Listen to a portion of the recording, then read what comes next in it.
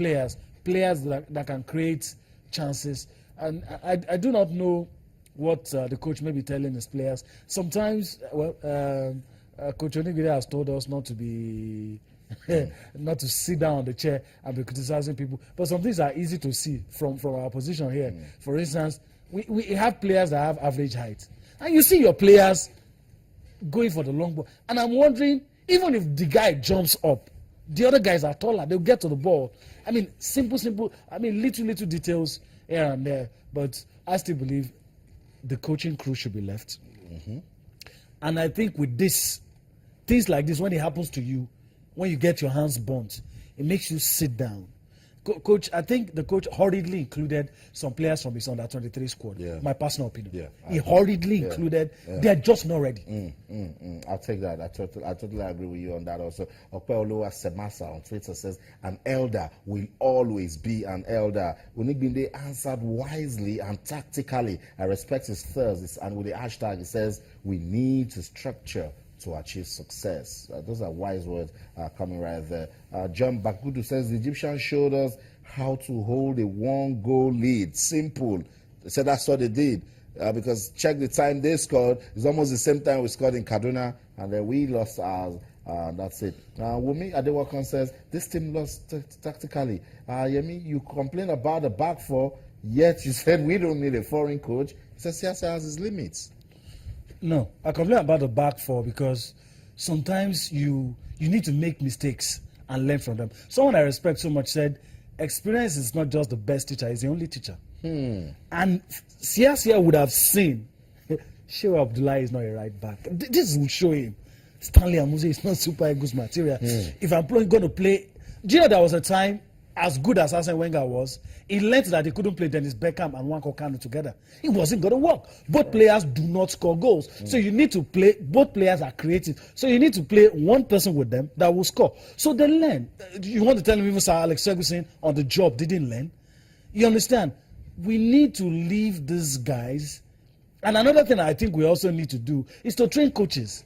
You can only, when you invest in people, and look, people are what you get from people that you invest with is unquantifiable because they feel indebted to you. While you have an indigenous coach, in charge of some of the national team, train others, like have a large pool. That's right. So if something happens tomorrow, you just tell CSR, this is what I want. This is, if you do this, you retain this job. If you're not able to do this. So when you want to say, coach, go, nobody will scream because they know that you have trained some other people, you have given them opportunities, and in the course of training them, they have upgraded themselves as well. And I mean, we should not be talking of foreign coaches. I know. Personal opinion, especially when we are now thinking of making the home-based players the nucleus of our team. This, like Chief Onigbide said, this was always going to happen. Guys strolling 3 days, and you just discard all the guys. Why did you invite 22? Why? I know, a lot of questions, but at this time it's very difficult to even blame Coach Samson Siasia because he came to rescue the situation. And if Nigerians if it didn't happen this way, some other people will be saying, why did you invite the professionals? These guys are naive. But this we have learnt. But even if we get it right with the Super Eagles, we still need to fix our problems. Okay, so let's continue with your messages. Prince Obiora says, our sport administrators had a problem. Appointment of Olise, the way they treated him, few days of preparations, and it went on and on. And then Philip Moore says, Siasia messed it up. Why did he wait so long before using Iwobi? Why keep Iyalo on the field if he's not giving you the results? We've heard from Adegboyo Onigbinde. Let's go to another experienced football journalist. He's a sports journalist, but he's also deeply rooted with football in Nigeria. Michel Obi has over 30 years of experience as a journalist. He joins us now on the program. Bonjour, bonsoir. Hello, Michel. Okay. We can hear you loud and clear. It feels so good hearing from you. Michel, we are talking about the game between Nigeria and Egypt. Yemi is trying hard to give his opinion as a Nigerian. A lot of Nigerian football fans on Twitter, they're disappointed. What's the feeling for you? I particularly was not disappointed. I thought we lost the game in Kaduna. After that equalizer, I knew that it was just to go through the motion. The game was lost in Kaduna. Kaduna will have thrown open that group, but then that is African football. Its logic is very different. And if you don't understand it, you will always get it wrong. The Egyptians didn't change. They didn't change from the team that played in Kaduna. They came with the same formation, same approach. And we couldn't just unlock their defense when it mattered. Of course, it's a young team, and so you have to take consolation in the fact that we have a team that is growing. Michelle, let's talk about the technical abilities of the technical crew. Do you have any fault? Did they do anything wrong? Would you play the same team that played in Kaduna? I wouldn't have. I would have some changes, particularly in that midfield. I thought we needed a player who could open up the game using the wings, because we had players who had the speed, and they didn't get to use their speed. Musa never got to use his speed. Victor Moses never got to use his speed.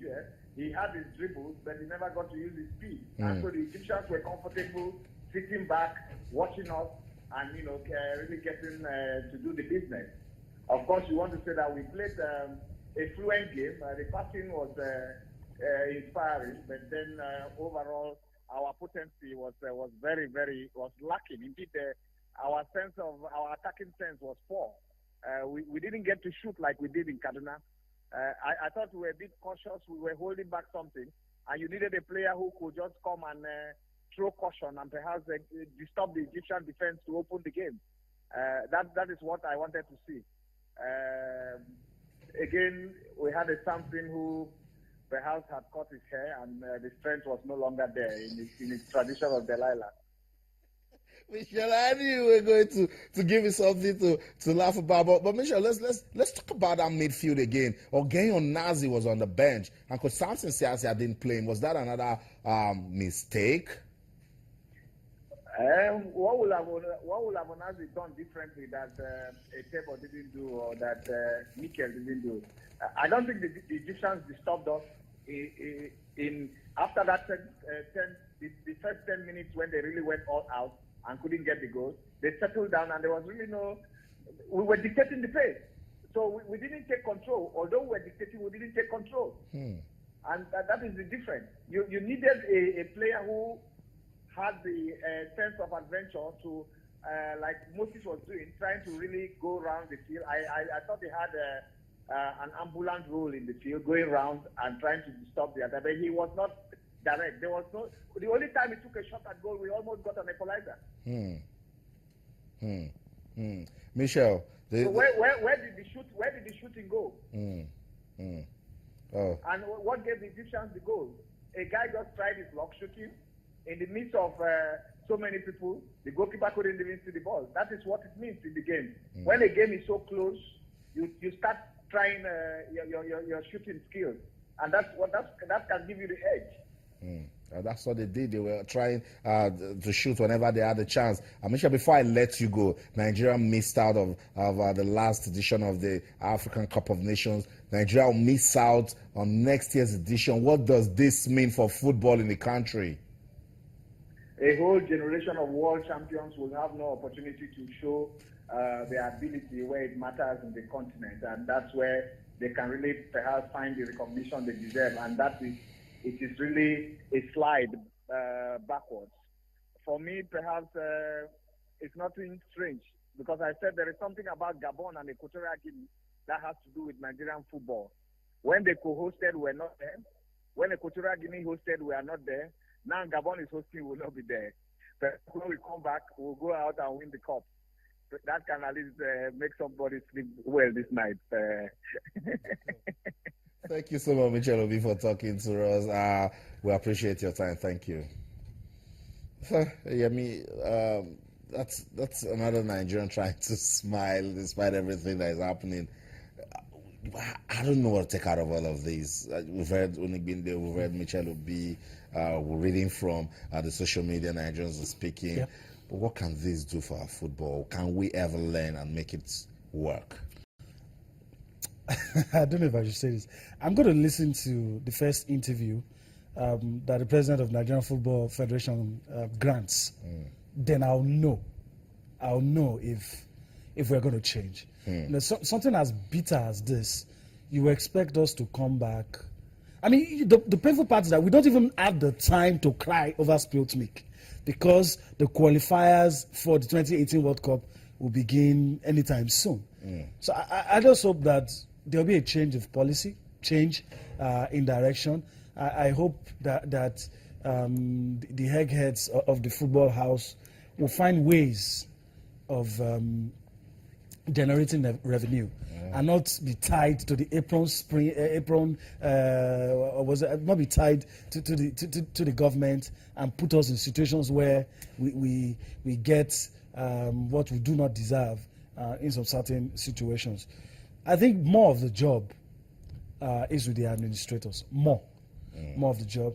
I mean, it would be unfair to just flog all of these players and the coach.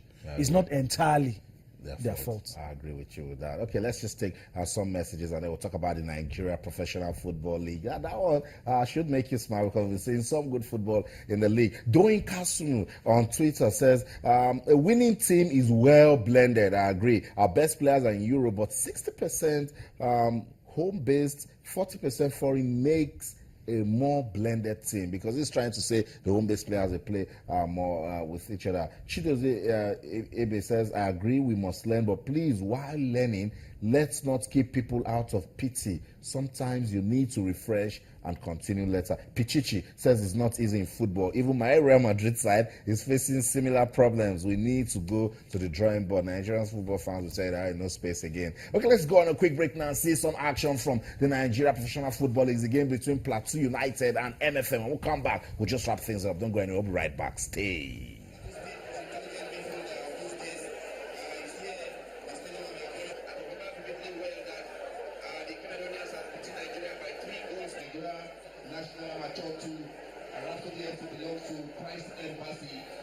We also have City of David United.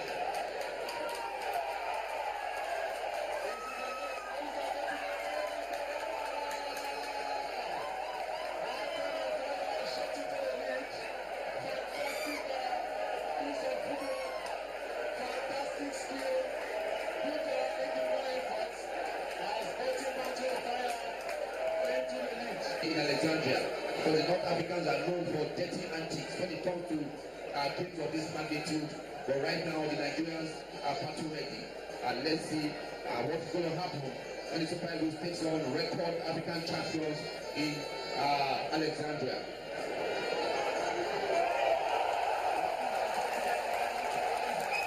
Well, that's it. It ended. Plateau United won, MFM won. MFM newly promoted side, but they're showing us some quality. Let's see if they can go all the way. That's some highlights from match day 9 of the Nigeria Professional Football League. Let's just give some of this. Let's see some of the rescheduled NPFL fixtures. Remember, because Eimba was playing the continent, they had to reschedule this one. And what a cracker of a game it would be when Eimba will take on Shooting Stars. FC Ifa Inuba will take on Nasarawa United. El Kanemi Warriors will play Aqua United, and Wiki Tourists will play Warriors.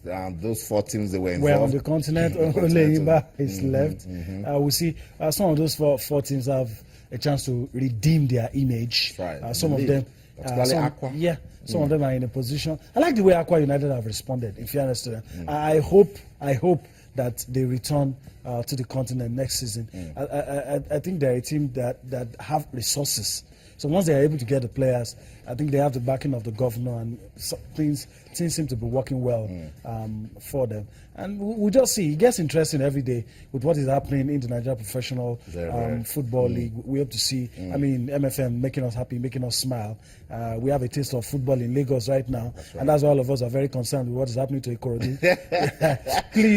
Please don't go back. Don't go we down. like, we want to keep going to the Yes, we want to don't keep go watching down. football. That's right. right. Thank you so much, Yemi Adebayo, for your thoughts. What a day to make you talk about football in Nigeria. I apologize, but that's what it is. And of course, to you, wherever you are in the world watching sports tonight on Channels TV, we appreciate those of you sending us messages. But hey, keep them coming. When we leave the studio, we go back to the sports center and we keep talking sports. On Twitter, we're Channels_Sports, and on Facebook, we're Channels-Sports. That's the show. On behalf of the ever dedicated sports team at Channels TV Sports Center in Lagos, Nigeria, I'm Austin Okonakman. We'll be back again tomorrow to talk about this Super Eagles team and how we can move Nigerian football forward. But until then, in everything you do, remember, keep talking sports. Bye for now.